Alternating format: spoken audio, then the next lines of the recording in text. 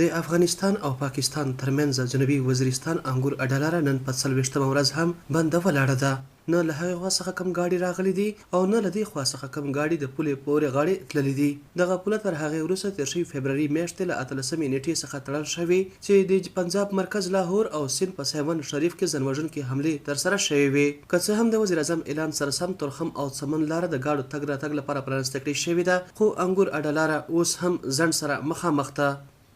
په وروستیو کښې د جنوبي وزیرستان سیمه ییزو خلکو یوه جرګه کړې وه او جرګې پر مهال له حکومتي چارواکو څخه په فوري طور د دغې لارې د پرانستې غوښته کړې. جرګې ته وینا پر مهال مشرانو ویلي وو د دوی په اقتصاد دغې لارې ډېر بد اغېز اچولی. دې مهال په جنوبي وزیرستان کې ټول کاروباري مرکزونه او بازارونه هم تړل شوي وو.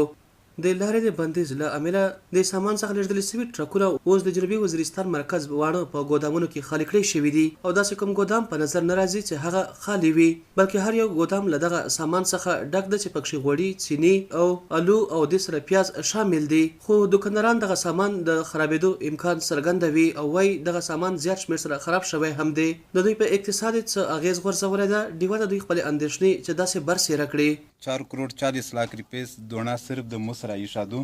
و دغه وس په 16 فروری باندې لار باندې شوی دو دا د 16 فروری نن کسه چې هم تاریخ ته د دا دونا غونډه ایکسپر شوی دو و دو وس میر وفاس پنجاب فیصل آباد لاهور ملتان مختلف ملینا چې کیم ملینا مرچګه کړی دو وفاس ور لاجید و براوي فسایی کیږي دا وستوله نوستا دوکانه و دغه د فورا میر حکومت وزیر اعظم ته او گورنر ته او آرمی چیف ته د میژ اپیل دی او میژ خپل انتظامیه ته لکه جی او سی 9 زکریا نومان صاحب ته او پولیټیکل ایجنټ ظفر اسلام خټک صاحب ته میژ دا اپیل دی ورته چې د 20 مارچ نه غونډې لارې خلاصه شوې دي، چمن خلاص دی او خیبر خلاص دی او د میژ سره ول ظلم کیږي. د میژ د جنوبي وزیرستان لار د خلاصه شي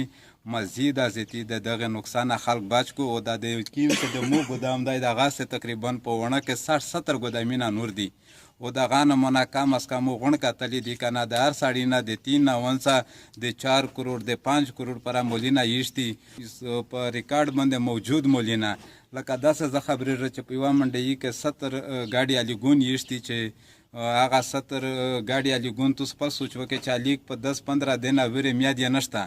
او دونه د نه داسه دوکانه چې دا ټوټل وس نوستادو دا لیټا شوی دا دوه واپس دوه برا په صحیح غوړي چې په صحیح نه وشي دا نه منه د استعمال قابل نه دو او میر دا یای چې د میر سره ول دا ظلم کیږي او نه د میر په بونډري باندې داسه ورادات شوی دی او په میر بونډري باندې هغه تقریبا 10-15 کیلومتر اخسر ته دا مزای دی یلا مزای دی او هغه مزای صرف دا نه دی چې هغه دا یی چې میر د افغانستان د پاکستان افغانستان دوا سره په یوه سترګه کسي او داسې یی چې کدوله کسي د میر زون دی که یله دی د میر زون دی په دا وجه باندې چې یو بچی یله دی او پلوری یله دی او زیا یې وره دی او یو ورری یې ته سرته دی او بل ورری وره سرته دی دا کو خامخا مرګ ژوند وي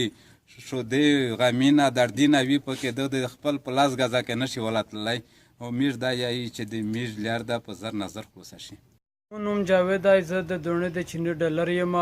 او میش دا غمولینا د پنجابیونو نه د کشاپ په قرضې باندې وروړي دي. په میش باندې د پنجابیونو کم از کم د 3 کروڑ نه روخله 4 کروڑ پر قرضې دي دغه خال کې وس میش هغه خلک په خپل مانځ کې پلنجا کې سره شایخي د میش نه پیسې غوړي د میش نه په موقع پیسې شته نه په مولینا کې شاختي دا مولینا مخکې د بارډر په وجه سره چې بارډر بند شو میش نه کراس نشول رپوت شول هغه سیشتي ویسه میجه د روزانه په دا باندې تنازوي سره دای هوړي پیسې د میجنه پیسې شتان نه د ګاډي ول مزدیر د لارای ول دا هوټل ول پنچری دا غون متاثر شوی دي او د چا هیڅ روزګار نشته. میشه څوره د جنوبي وزیرستان روزګار دی دا په دای ور لیار په منده دی تقریبا 107-108 गाड़ी मूल देवी सरदाई दा 28,000-32,000 बोरेल थी دا لیاره په وجه هم دا تکلیف دا مول غون ځای کیږي تقریبا 15 دن ته پوتې نور په نبادو مکمل د مشکل ته چي شزړه وریم د لارای مې دو میش مقصد دی وایم شي چې بلوري نه لیار پروسیجر د میش د ماړی د چاري پیسې خاطر شواله اس طریقه موږ چې کوم طرف ته لور شي جنوبي وزیرستان د افغانستان سره شریکه پوله لري او له تیرو 15 کالو راهیسې توندروي په نامه له یو جنګ سره هم مخامخ ده چې له وجې هسې هم د جنوبي وزیرستان اقتصاد انتهایی لاندې درجې ته راغورځېدلی. انتظامیه چارواکي هم په دغه اندېښمن دي خو وایي دوی دغه د لارې د پرانیستو اختیار نه لري او دا فیصله به اسلام آباد کوي. عدنان بیټنی، وایس اف امریکا، ډیوه راډیو او ټي وي، جنوبي وزیرستان مرکز، واڼه.